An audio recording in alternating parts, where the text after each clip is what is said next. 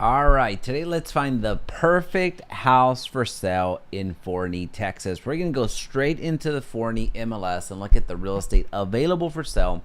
We're going to identify or just find a property that we like. It's going to be right around in the average price point for Forney. We're going to look at the pictures on the MLS, the description, also the property attributes, and then we're going to go to financing that property. So we're going to go through different scenarios that we can use to purchase the home. So that's what we're going to be doing to find that perfect house for sale in Forney, Texas. So let's get started. All right, so right out of the gate, let's find out how many homes are available for sale in Forney and also where the heck Forney, Texas even is. Now, we're big fans of Forney here in this channel. We have actually a closing coming up this week in Forney. One of many out there. So we are big fans of the area. It has a ridiculous amount of appreciation and upside. So right now, if you're looking for a brand new build, if you're looking for, affordable real estate prices, you can buy one for $17.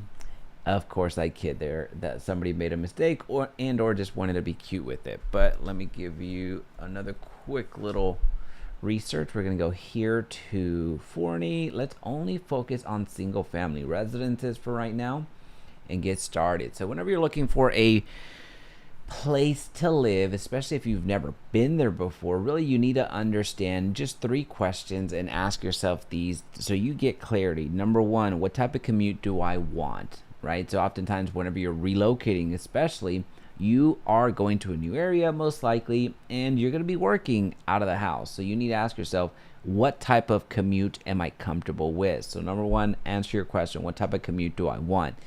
Because that's going to tell you a lot of the area that you need to be in. Number 2, what type of community am I looking for? Am I the type of person that really puts a lot of focus in being close to the lake? Somebody that goes to a restaurant every single night?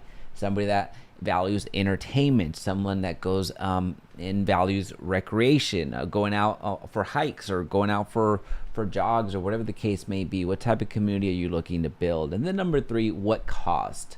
What is the budget that I am working with? So those are the 3 C's to answer for yourself. And here in Forney, you have a really good situation. We're big fans of Forney, and I'll share a few reasons why as we get going. But first, let's really understand what type of real estate we have to work with, and then find a property that we're going to go through and run some numbers on.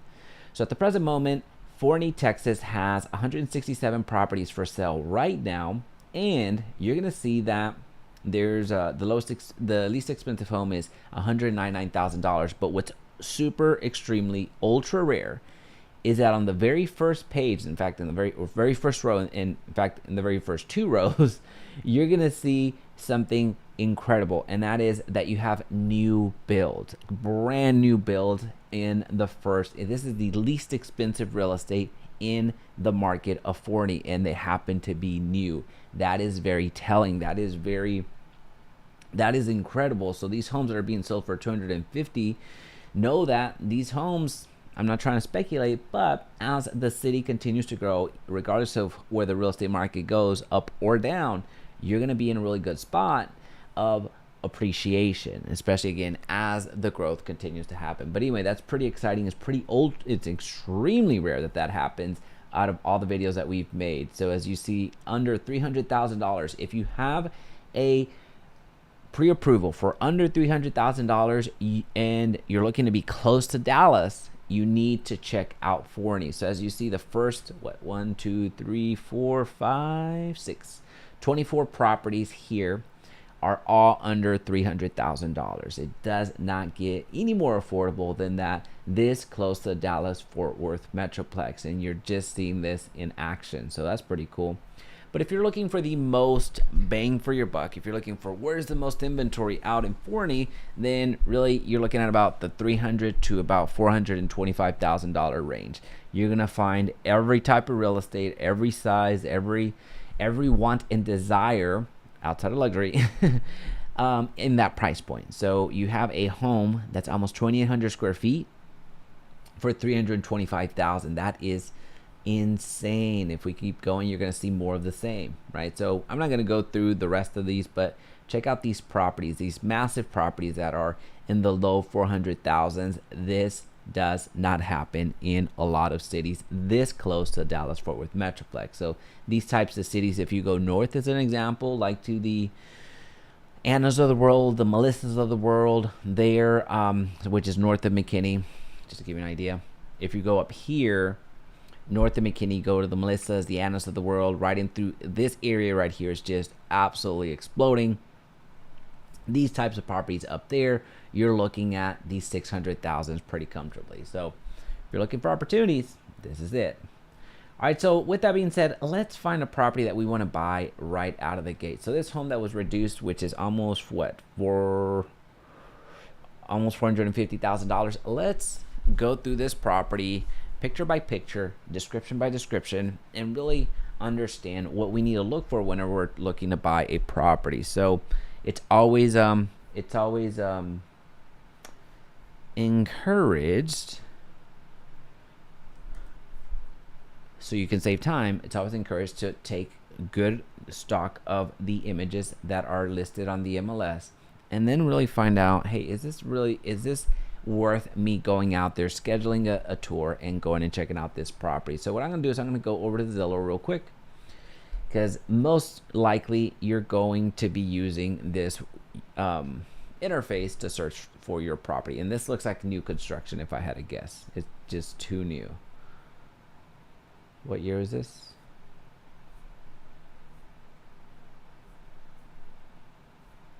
Where's the year? New, never lived in. Okay, yeah, it's brand new. All right, so there's a few things that I'm going to be sharing as we get going and look through the images before we go into the running the numbers.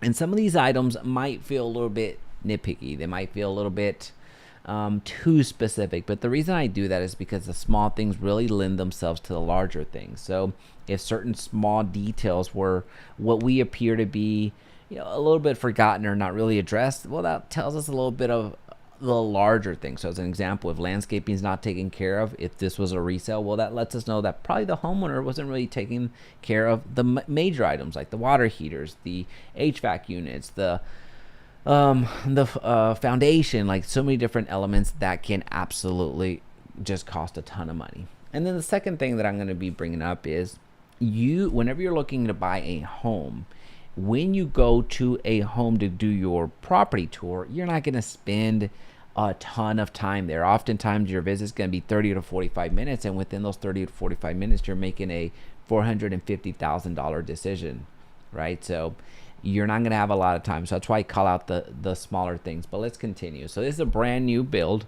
From what we're seeing, the landscaping is pretty standard, it's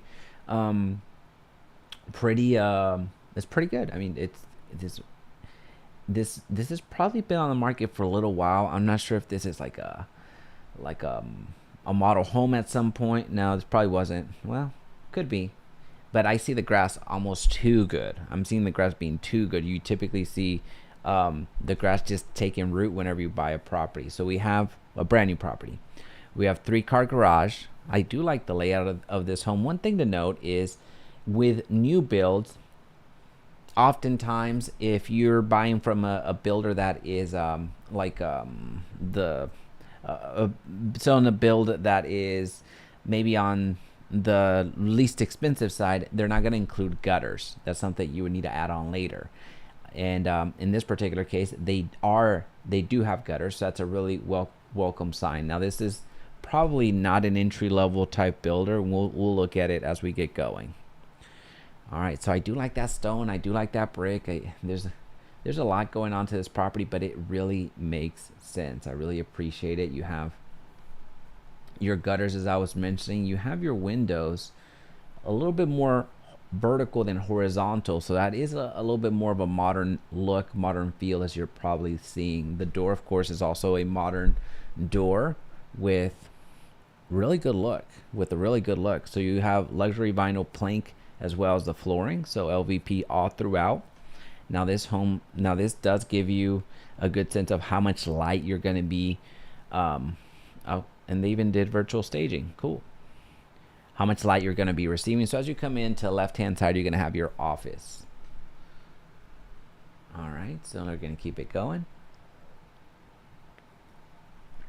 And I'm going to guess this is probably on the right-hand side, because on the right-hand side, you're going to have your garage. So it immediately goes into that. Look at all those cabinets. I like the cabinets. I like all of the space that you have here. So you have plenty of storage space, and you also have these countertops, plenty of counter space, right? So you have your backsplash over here, stainless steel appliances. It looks like a gas community, and it's way open. It's straight up opening. So typically with this type of property, you're gonna have your kitchen here, you're gonna have your dining right over here, and then you're gonna have your living room yonder. And then look at all the windows that you have back there. So lighting is not going to be an issue for you. You have high ceilings here as well. So I do like the layout of this property. I do like the subtle nuances here, as that little indent, so you can put, looks to be about 3 to 4 stools, and that could be 3, there you go. That could be your breakfast area. Good size. Check this out. Yep, this gives you a good visualization of what you could do with the property. So you have your rug here, you have your pretty awesome couches, your sofa, and your dining, as we were talking about, plus a little coffee bar back there. If you want to get your Starbucks on, it's back there for the taking. So as you come in through that door on the right hand side, again, you're going to have your garage, and then also, I'm going to guess right in through here, you're going to also have your washer dryer connections, and probably here's going to be your first bathroom. Oh, let's go straight into a room. I wonder what room that is. It's not your primary, is it? Oh, it is your primary. Is that right? Okay, cool. So you have your primary. So this is from the kitchen. You have your primary. You have your primary bedroom, and then you have your primary bath. Good size. That looks like a queen or a king. Ooh, I like that. And this is also, I like that look. It's just very nice updates here. Well, I shouldn't say update, it's a brand new build.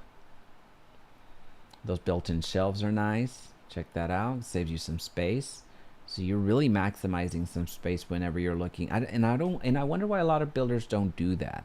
The built-in shelves just make sense, at least for me, from a functional perspective, but you don't see a ton of builders going about that. And then you have your backyard, your patio over here. Did they Photoshop a dog? Okay, virtual staging is wild. They even got your pet there. Got a little bulldog there. In a good size lot. This looks like 1/5 of an acre. Cool, let's buy this house. All right, so what we're gonna do is let's check out some details. New, never lived in, quick close available. Bloomfield, that makes sense.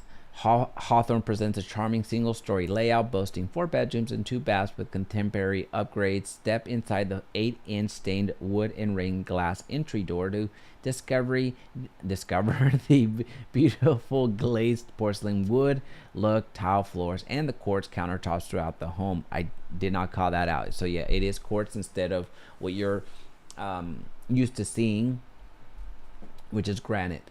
Kitchen boasts a spacious island, gas stainless steel appliances, and under cabinet lighting. Oh, that's cool. Retreat to the primary suite where ample space welcomes a king bed with ease. With the additional 3 rooms, offer versatile options to suit your needs. Noteworthy features include a covered patio with the gas drop for outdoor enjoyment, cedar doors on a huge 3-car garage, gutters, exterior uplighting, and a 2-inch faux wood blinds. Don't overlook the bright study at the front, or offering a serene space for work or relaxation, or use as for a formal dining room. Be sure to visit Bloomfield's motto in Fox Hollow, blah, blah, blah.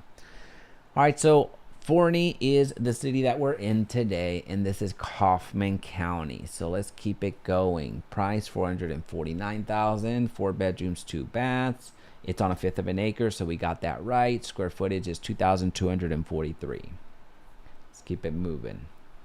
All right, so the rest of the information is pretty good. What I'm interested in is the association fees. Association fees of $275, so HOA fees of $275. In this neck of the woods, I'm gonna guess this is semi-annual. I don't think that this is a yearly association fee. 3-car garage. We're in Forney ISD. It's going to be important for us in the property taxes. Oh, okay, cool. So it is annual. Good. So that's really not a bad HOA fee. So I was expecting this to be $500. I was expecting this to be $500 to $600 would have been reasonable based off of this type of home. So we're in a good spot. So let's do some math around this. We're going to buy this house at $449,040. So let's go to our Loan Clarity Advisor, which is linked down below, or go to winthehouseyoulove.com and go to the tools section and download this Loan Clarity Advisor tool, which is going to help you compare loans, which is what we're going to do right now. All right, so this is $449,000 with $40. All right, that is the offer price. And the HOA, we saw the HOA amount was $275 if I remember correctly. So what we're going to do is do some quick math right here. We're going to go with 275 divided by 12. Let's do $30. All right, and our monthly homeowner's insurance. Whenever you buy a property, you are going to be getting your homeowner's insurance, whether you like it or not, if you are getting a mortgage with it, meaning if you're borrowing from the bank. So you need homeowner's insurance. And the simple math that we use to calculate a reasonable premium for our homeowner's insurance is we just use 0.75% times the value of the home. So we use 0.75% times the value of the home to give us a reasonable premium. So what we're going to do is we're going to put 0.0075. That's how we convert it to a decimal. And then we're going to multiply that times 449,040. That gives us roughly a premium of $3,367. So we're going to divide that by 12 to give us the monthly. And that is going to give us a $280 monthly homeowners insurance premium. Now here's the deal. I can already tell you is a little bit higher than what you're going to receive from your home insurance provider. Why is that the case? Well, because it is a new build. Typically with new builds, you're going to see a substantial reduction in your homeowner's insurance premiums. As an example, a home that we have in Forney right now that's about to close here in February, that home, I think we got it for about $340,000, and the buyer sent me that he got quoted for $125 per month, so it's substantially less. So this homeowner's insurance is, we're doing a conservative estimate here. There's so much that goes into this. Homeowner's insurance factors in the location of the property, factors in the age of the property, factors in really the age of the roof. That's what they really want to know about, along with the premiums. So how much do you want or need in deductibles, right? So it's something that you want to be mindful of. So this is a little bit higher than hopefully that you're going to get quoted. So this is giving you a conservative number.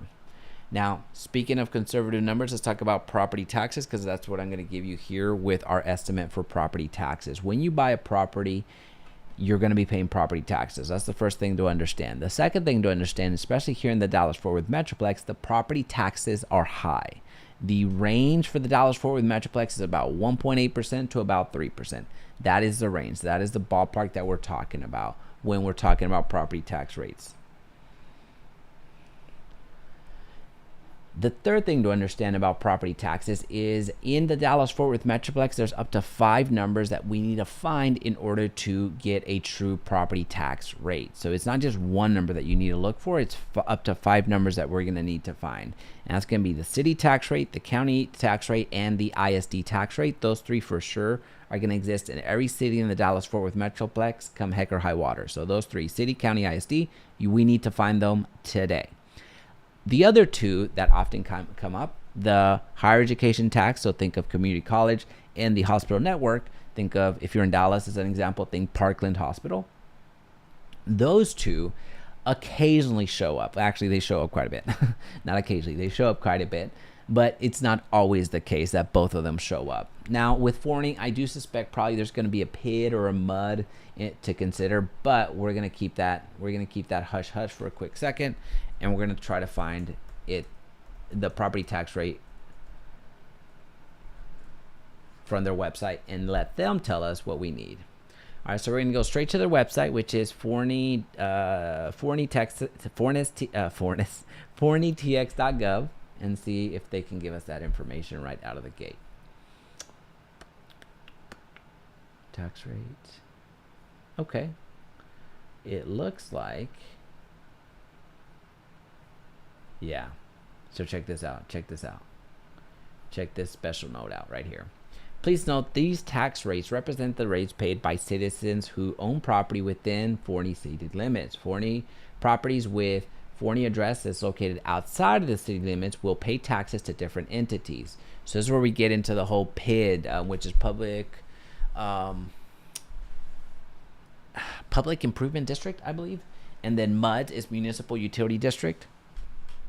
Those are two additional things that often with more rural areas that are not within city limits, those are often the taxes that come up. Also, since Forney is also one of those cities that's growing rapidly, that's also coming up. So whenever you go to a new build, as an example, new build community as an example, the builders, whether that's Brightland, whether that's D.R. Horton, whether that's Lennar, whether that's whatever other builder you want to think of, Bloomfield, they'll often tell you, hey, there's a PID and the PID is X. There's a MUD and the MUD is whatever. And the reason that they call that out is because most of the time these major builders, these larger builders, are not building within the city, the small city limits of this particular case, Forney. They're building big communities outside of the city limits. So that's why those additional taxes are incurred. I said way too much there, but just want to give you as much context as I possibly could. So for our purposes today, we're going to look at the city, the county, the ISD, those three numbers I mentioned. Regardless of where the heck the home happens to be, we need to find those three numbers. These other, the county and the higher education tax and the hospital network tax, they're not going to really apply to a city like this or a town like this that's going to become a huge major city. So that's why we're not going to really focus on that. So for our purposes today, we're going to actually pretend that the property tax rate for this property is 2.05%. So we're going to say that the property tax rate for Forney is 2.205%. So if that's the percentage, what we got to do is we got to convert this into a decimal. So we're going to go 0.02205. That is the decimal version of that percentage of property taxes that we're talking about. And we're going to multiply that times the value of the home, which is $449,000 with $40. That gives us property taxes of about $9,901. We're going to divide that by 12. And now our monthly property taxes, what we're going to be paying monthly in property taxes is this. And let me explain real quick what we got going on. These property taxes, as mentioned at the beginning, are conservative. I'm giving you a higher number. Why is that the case? Well, number one, because when you know the property tax rate, you're multiplying that times the assessed value of the home, not the market value of the home, which is what we use today. The market value is what you can buy the property for. That's the market value. The assessed value is what you're getting taxed against. So this assessed value is a subset of the market value oftentimes, and also there are certain ways for you to lower this assessed value, either by protesting property taxes, by filing certain exemptions, or certain ways to reduce that. So that's something to be mindful of. This, and also especially if you're talking about a new build community where there's no comparables out there per se, that the property, in terms of there's no one that has done a resale yet of the property. It's only been the builder selling the inventory. That first wave of property taxes is the assessed value of the property taxes is just wild, just absolutely wild, because every single new owner, some of them are accepting the value that the county is giving them. Many of the homeowners are protesting for the first time. So it takes a while for the community to actually get a more predictable assessed value of the community. I've seen that time and time again, not just with our clients, but also with my personal properties, where I oftentimes buy new build, and then I turn around and make them a rental. So I have a good amount of experience seeing that firsthand, and it's not pretty. It's not pretty, let me tell you. All right, so let's talk about 3 different ways to finance the purchase of this property. We're going to go with conventional 5%, FHA 5%, and we're going to go back to the conventional well, and we're going to do conventional 20%. I want to show you several different things to consider. All right, so whenever you buy a property, oftentimes you're going to be using a loan to buy this property, and those loans can vary across the board. You have conventional, FHA, VA, USDA, portfolio loans, jumbo loans, bank statement loans. There's so many different types of loan products out there. Each one of those loan products requires certain criteria, such as credit, income, down payments, and everything in between. So the 2 most common loans that come up frequently are conventional loans and FHA loans.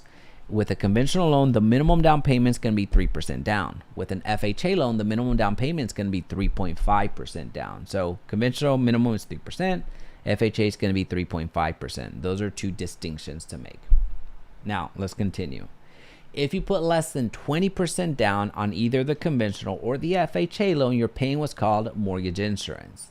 So again, if you're paying less than 20% down, you're on a conventional or an FHA, you're paying what's called mortgage insurance. So from a conventional standpoint, one thing to note is as you're making payments throughout the years, once you own over 20% of your home, that mortgage insurance eventually goes away. With an FHA loan, that mortgage insurance never goes away. You're paying that forever and for always until that loan is satisfied. Now, what is mortgage insurance? That's something I think would be important to address. Mortgage insurance is an insurance that the lender puts on you, the homeowner, in the event that you default. So not only are they taking the property back, which is what they were going to do anyway, but they're also reducing the risk on you by putting this mortgage insurance on you so they don't lose as much as they would have had they not done that.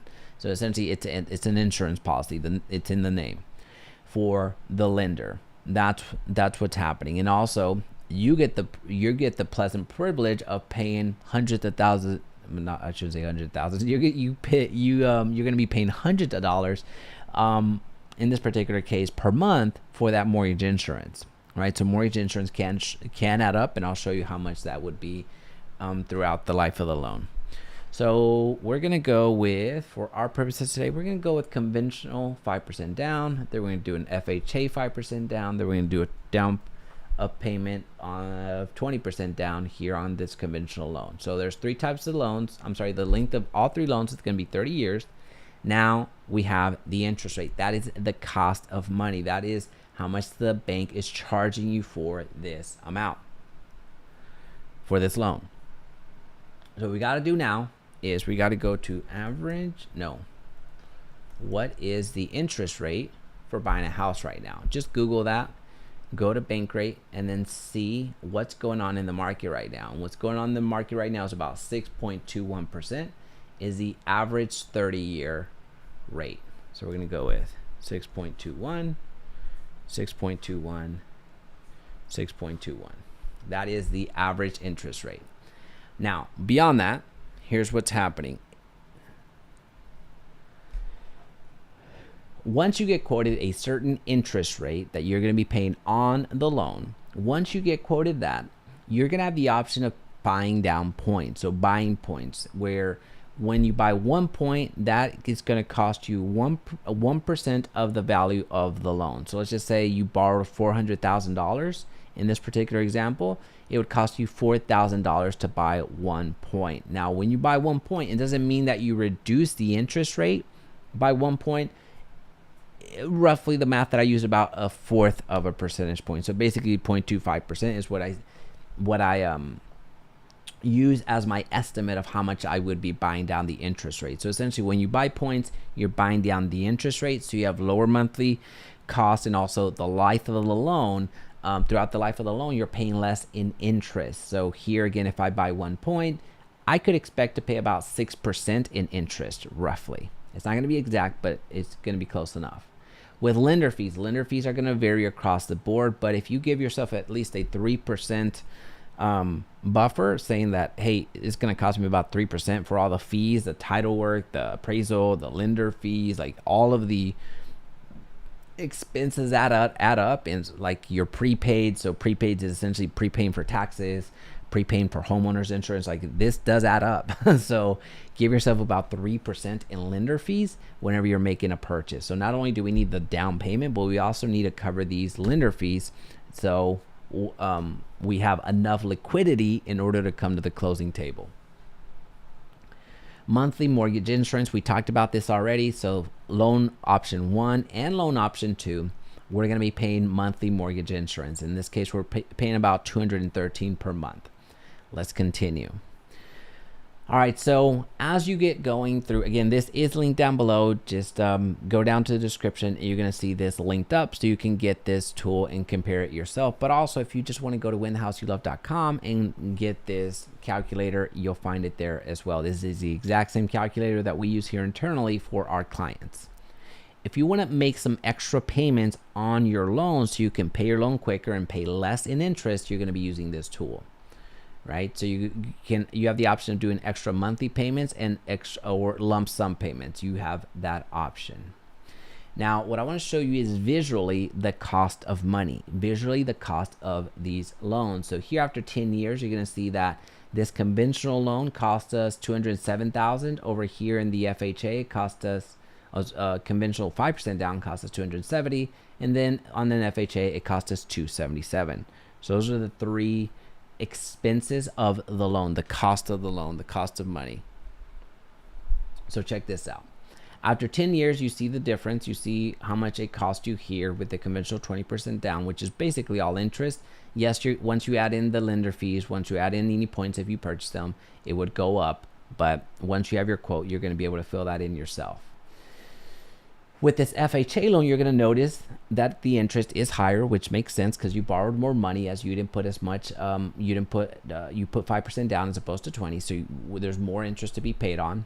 And then also, you're going to notice that mortgage insurance that we've talked about. But something else that we hadn't addressed at this point has been the financing fee. Given that you're getting an FHA loan, you're looking at a financing fee of 1.725%.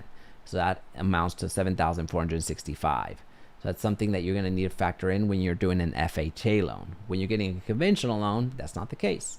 You are still paying that mortgage insurance, but you don't have a financing fee.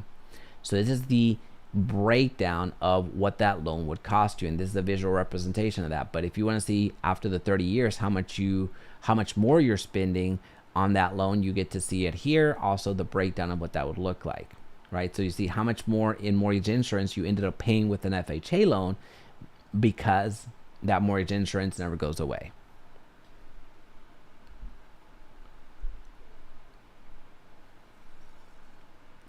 Let's talk about that monthly payment though. Let's talk about here in the year 1, you're going to notice a few things. Well, number 1, that your monthly payment is almost $4,000. Same thing over here with an FHA, and just over $3,300 with this conventional 20% down.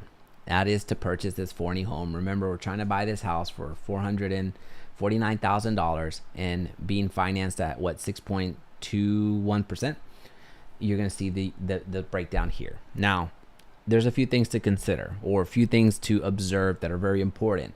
How much goes into the interest at the beginning is the first thing that many of my clients bring up. So whenever they see the statement, it's shocking to see how much goes towards interest and how little goes to principal. Principal is the amount of loan that you have. So essentially, the more that you pay into the principal, the quicker that you pay off your loan. Unfortunately, the way that mortgages work, you're paying more towards the interest at the beginning. And then as the years go on, then it starts going the other way. So as you're paying more into the interest at the beginning of the loan, and every single month, you're going to see more and more gets paid toward principal. And then eventually, so much more goes to principal to where you pay it off. Taxes is going to be about $825 per month. Remember, this is a rough high estimate. I would estimate the actual property taxes on this is going to be roughly $700 or so per month, but I just want to give you a really conservative number. Homeowners insurance, same thing with this particular build. I would estimate the homeowners insurance in this particular, since it's new, I would estimate it to be about $160 or so. That would be reasonable. I'm just giving you an ultra conservative number for this particular home. But you're going to notice that if you select any other homes out there that are the same price, but maybe older, that homeowner's insurance that I'm quoting you right now of 280 is going to become truer and truer. I'm just spelling out the differences between the two with the experience that we have right now. Mortgage insurance and then homeowners association. Now we include the homeowners association in our breakdown just so you see it visually and you can budget it, but it's not something you're going to be paying monthly in your mortgage payment. Let's talk about equity. Check out what happens as you start, makes sense, right? As you start paying more every single month, every single year, you start getting more and more equity. But I want to show you and illustrate the difference between paying into principal and paying into interest, which is, again, at the beginning of the loan, you're paying more to interest than you are into the principal. So I want to illustrate this through this point right here. Let's just say after 20 years, you want to see how much equity you have in the home. Well, you would think that in a 30-year loan, once you've paid off 20 years worth of that loan, you would own at least 60% of your property, at least, because given the fact that you even put some down payment on it. What you're going to notice is that is not the case. You're going to notice that on this conventional 5% down, after 20 years, essentially 66% of that loan has already been, time-wise, has been paid. You don't own at least 50% of your home. Same thing with this FHA 5%. That is wild to think. So what's wild to think here is that, well, it's even wilder to think is that in the last 10 years of your loan, that's when you surpass 50% of your ownership, meaning that's when you earn 50% of your equity, which is wild, right? But let's continue. One thing that I want to call out here is at what point your conventional 5% down, that mortgage insurance falls away. So after 10 years, at least on paper, that mortgage insurance is going to fall away. Now you can make some extra, I'm sorry, let me rephrase that. I'm making a wrong point. This is not factoring in the appreciation of your home. As your home continues to appreciate, the mortgage insurance is going to fall off faster. This is just on paper what it would look like when that mortgage insurance goes away. Now, just like any real estate, just like any investment, you want to plan for that exit strategy. You want to really look and analyze what the next steps are going to look like, especially here in real estate. So once we work with our clients, what we do is we have what's called exit strategies. So with our exit strategies here for their real estate purchase, we make this, we create this this breakdown here for them and share. All right, so on average, most likely in about 10 years, you're going to be selling this house. So we want to see what that would look like. If we assume that this home is going to appreciate every single year by 3%, that would be a fair assumption. It's not going to be wild to think. There's been years where this is super abnormal, like during those COVID years, the appreciation went like 25%, 30% in some cities here in the Dallas-Fort Worth Metroplex. Now, that's probably not going to happen again, but just sharing how reasonable this 3% is going to be. The cost to sell, let's just say after those 10 years, you sell this house and it's going to cost you, let's say 6.5% to sell this house. Oops. Factoring in commissions, factoring in fees, factoring in any repairs possibly. So let's just put 6.5% to have something there. Taxes. We know that property taxes are going to increase most likely. So let's just bump that up and say it's going to raise, property taxes are going to raise for every year 3%. And then our homeowners insurance, same thing. It costs more and more to repair a house or restore a house. So homeowners insurance is going to go up by 3%. Let's make that assumption per year. And what that means for us is after those 10 years, the home will have appreciated. Remember, we're buying this Forney house right now for $449,000. After those 10 years, the home has appreciated by $154,000. The cost to sell has been about $39,000. Our loan cost is going to vary depending on how we financed ourselves, so you can see which financing program you got. Your property taxes are going to be roughly $113,000. This is an overestimate, remember, but it's fair to include it. Homeowners insurance is going to be roughly $38,000, and then your HOA would be roughly $3,600. Remember, this is after 10 years. So what this means that your appreciation, which is positive, you gain that, minus your expenses or your the cost, your housing cost, your true housing cost for that 10 years living in this Forney property was $310,000 under this conventional 5% down, $318,000 under this FHA, and $247,000 under this conventional 20% down. That was your housing cost for these 10 years. Now, for comparison, a rental payment would have been about $2,600 per month with an annual increase of 3%, which would mean that your cost would have been about $360,000 to rent those same 10 years. Now, get this tool. I really encourage you to go down to the description and get this tool and make these numbers make sense for you. If you're thinking that, hey, maybe I overestimated the renting, get this and then adjust it to yours, right? So you have the entire thing, the entire calculation at your fingertips. So I encourage you to check this out. If you can't find it, down in the description, just go to winthehouseyoulove.com, which is created by our friend Kyle Seagraves that created this tool. This is the exact same tool that we use with our clients, and we work with a lot of clients, so it's very, very effective. If you have any questions, comments, or concerns, let us know. That is all we had for today. Check us out on our next live stream where we're going to be covering another city. Outside of that, see you on the next one.